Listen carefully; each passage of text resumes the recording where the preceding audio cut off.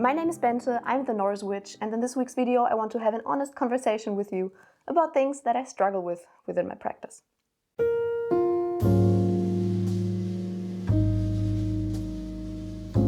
The reason I wanted to make this video is that on social media everything seems to be so polished and perfect, and nobody seems to struggle with anything. Because, let's be honest, nobody really likes to share their vulnerabilities and their struggles online. So, since nobody shares it, everyone just seems to be perfect and nobody seems to have problems in their lives. So I honestly think sharing your struggles with others is extremely important, especially if you are on social media and you have a following, no matter how small it may be. So I thought I would just have an honest conversation with you about the things that I personally struggle with within my practice. And I won't only share the things that I struggle with right now, I will also share the things that I have struggled with, especially in the beginning as a baby witch or in the beginning of my Norse pagan journey. Because let's be honest, I mean, I have 5 years of experience, and compared with a lot of other people, that is not really that much. And in the beginning I struggled with a lot of things, like real basic things.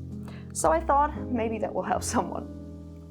The first thing that I, especially in the beginning, struggled with, and that I'm still struggling with a little bit right now, is just consistency. I think being consistent in your practice, no matter if it's a witchcraft journey or paganism or whatever, consistency is important, let's be honest. The more consistent you do something, I mean, witchcraft is a craft, it's a practice. The more consistent you are with something that you learn, the quicker you will get better. And that doesn't mean you have to do something daily, because let's be honest, a lot of people can't do something daily because they don't have the time, or maybe they're struggling with their mental health, so they may not always have enough energy to do it. But still being consistent, I think, is important, no matter what that looks like for you. And in the beginning, I struggled with consistent practice. I was reading a lot, I was reading one book after another, it was crazy. I'm still reading a lot, but I struggled a lot with practicing. I was just reading, not practicing at all. And that led to a lot of problems. I mean, I read a lot, I had a lot of theoretic knowledge, but I had never tried anything out, so I didn't really know anything practical. And also it led to a lot of doubt, because I read about the successes that other people had with their spells, but I had never tried it myself, so I was doubting whether my own witchcraft was working. And I struggled with that a lot. Nowadays, I don't struggle with that much anymore. Being in a coven was the thing that really broke this endless cycle of inconsistency in my practice, which is awesome. I'm so happy. But I still struggle with consistency sometimes, because now that I'm working a normal full-time job and doing a lot of other stuff, making YouTube videos, takes just a lot of time out of my day, it's still hard sometimes to do anything. Sometimes I don't have the energy to read. Sometimes I don't have the energy to perform a ritual. Sometimes I don't have the energy to celebrate a Sabbath. So that's still something I sometimes struggle with, but not as much as in the beginning, at all. It has gotten so much better, and I'm very happy about that. And I really hope it will stay this way, and I won't fall back into this very bad inconsistency in my practice. Oh, by the way, I just realized that drinking tea and having lipstick on isn't the smartest choice in life, so I apologize in advance if, in the end of the video, half of my lipstick is gone. Well, the next thing isn't only a struggle that I have within my practice, but within my whole life, and that is just the fact that I have too many areas of interest. I have too many things that I want to learn and that I want to do, and I never really know what I should start with next. And I'm always doing 10 things at the same time, and I always feel like I can't really concentrate on one thing because I want to do everything at the same time, and that just doesn't work. For me at least. If you can do it, if you can multitask 10 hobbies at the same time, or 10 different practices within witchcraft or paganism at the same time. Cool, that's good for you. I can't do it. So I really have to force myself to like one point of concentration, like one thing that I'm concentrating on, or maybe 2 or 3. Like for example, one of my main things now is astrology, because I restarted my astrology studies as a like correspondence course. So that's one thing that I concentrate on. But it's really hard not doing like everything at the same time. I really hope I'm not the only person, but I bet I'm not the only person with that problem. And that of course also applies to which books should I read? That is a big struggle, especially because one of my other struggles is that I buy books faster than I read them. The number of unread books in my bookshelf is constantly growing, and I never know which book I should read next, because I want to read all of them because they're all so interesting and I want to learn everything. Yeah, so to the books, the same thing applies. I have to force myself to just read maybe 1 or 2 books at the same time, so I don't overwhelm myself with different things.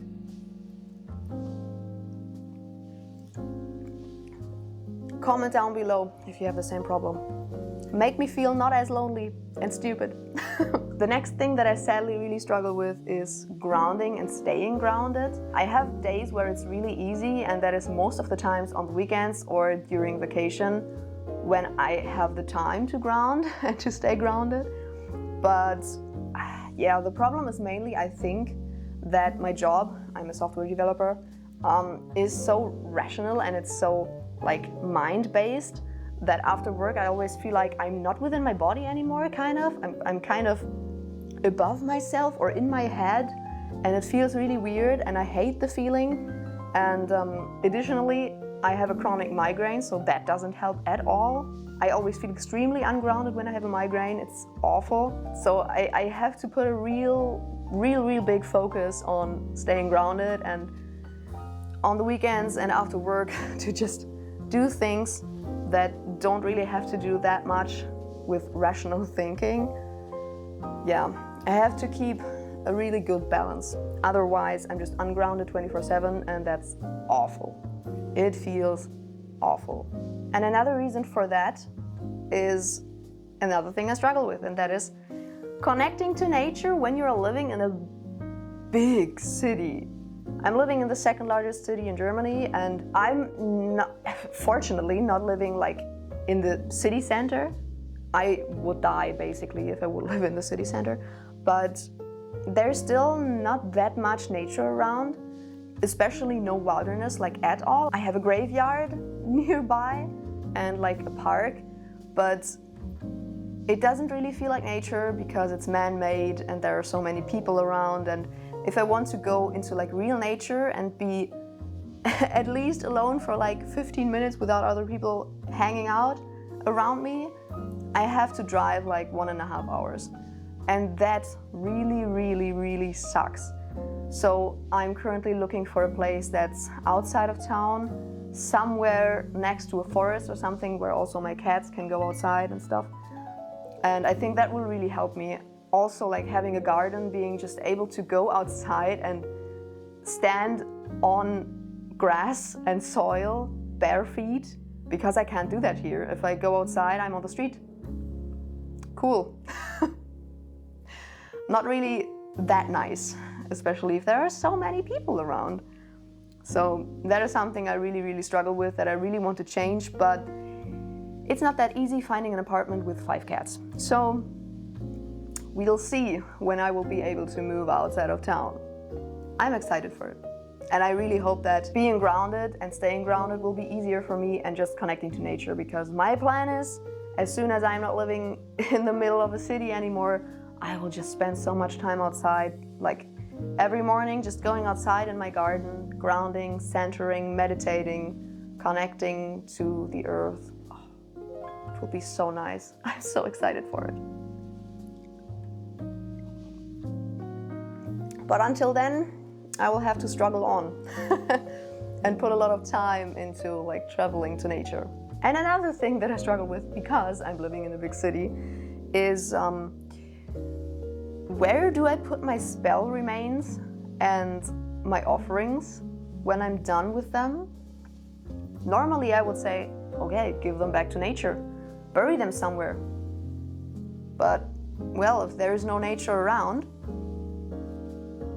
how do I do that? It's really not that easy, and I can't just go to a graveyard and bury something there. Not the best idea. And burying something in a park, also not allowed. That kind of really sucks. If I know that I will go to nature, like in the next few days, I will just keep all the stuff and collect it and then take it all out to nature on the same day. But if I can't, I'm quite honest, I have to throw it in the trash. There's just no other way. Yeah, big cities suck. I'm sorry if you're living in a big city, I just really struggle with it. I've loved it for a long time, but now I'm just over it. The next thing is something that I'm also struggling with in my general life, not just my craft. I have a terrible, terrible memory. Like, really terrible. I will read a book and I will write stuff down and I will be finished with the book, start reading the next book, and I will have forgotten like basically everything that I have read. And I can't remember. I can't remember anything. And I don't know how many books about witchcraft and paganism I have read already. It's really a lot, but I still oftentimes feel like I'm not knowing anything just because I can't remember stuff for the life of me. Like, I can't. I have to write everything down. And if someone would come up to me in the streets and be like, hey, do you know how I do this in witchcraft? I know that I have it written down somewhere, but I will probably not remember. Apart from if it's something that I'm doing really, really frequently, but otherwise I probably won't remember. So if you're meeting me on the streets at some point and I don't know something, please don't think I'm stupid. I just have a terrible memory. And it's honestly really frustrating if you're a person like me that really likes to learn and read and gain knowledge, and then you can't remember it. Sucks. Really sucks. But well, I can't change it, so I just have a lot of notebooks lying around. I write everything down and it will be fine. At some point it will stick. And another thing that I struggle with at the moment is leaving my comfort zone, my witchcraft comfort zone. Because if I think of a spell that I want to do, 90% of the time it's the same spells. And I kind of really want to try new things. But I mean, if you know that the spells work, then why would you do something new? Nah, I really have to get rid of that. It's kind of really annoying, and I feel like sometimes it's just due to my laziness and my lack of energy, because I'm just like, okay, I know it works, so why would I do something else? But doing new things is fun, and you learn as soon as you leave your comfort zone. So I really have to try other types of spells more often. And lastly, I have some things that I have struggled with, especially in the beginning of my craft. One thing is, that was a big thing. Trusting my intuition. I didn't trust my intuition at all. Like, at all. And nowadays I know that I have a really, really, really strong intuition, but I think nowadays society just kind of tells us that our intuition is wrong and that we have to just trust our minds and just think rationally. So I kind of lost the trust in my intuition, so I really, really had to gain that back. I really had to learn to trust my intuition again. And that was really a real struggle in the beginning. I basically doubted everything that I did and everything that my intuition told me. I was always like, yeah, my intuition tells me that I should do this, but does it really make sense? Other people tell me otherwise, blah, blah, blah. Ooh. Please trust your intuition. Your intuition is probably right. In the beginning, I really doubted that magic is real and magic could actually change something in the real world. I never really doubted that magic could change something like in my psyche, but I never thought really that I could manifest money or an apartment or anything like that. I proved myself wrong now, but in the beginning I really doubted that. And I think that led to a lot of spells not working, because if you do a spell and you're not believing in it, you don't believe that it will actually work, then it probably won't work. Or at least it likely won't work. It can still work, of course. Other people doubt their spells and their practice, and their spells still work. But I think the chance of the spells not working is higher when you doubt them. So yeah, that was a big thing in the beginning, and I think I only got rid of it like 2 years ago. So for 3 years I was practicing and I was still doubting that I could actually manifest things. I'm so happy. I'm so happy that I got rid of that now. Yeah, and that were the things that I'm struggling with, or that I was struggling with within my practice. Feel free to tell me in the comments if maybe you're struggling with some of the same things, or even if you want to tell me about something else that you struggle with. Maybe we could talk about it and you could get rid of it maybe, or who knows, maybe there will be a lot of other people who struggle with the same thing and you can help each other out. As always, feel free to subscribe and give a thumbs up, and follow me on Instagram and on TikTok, and I will see you in the next video. Bye!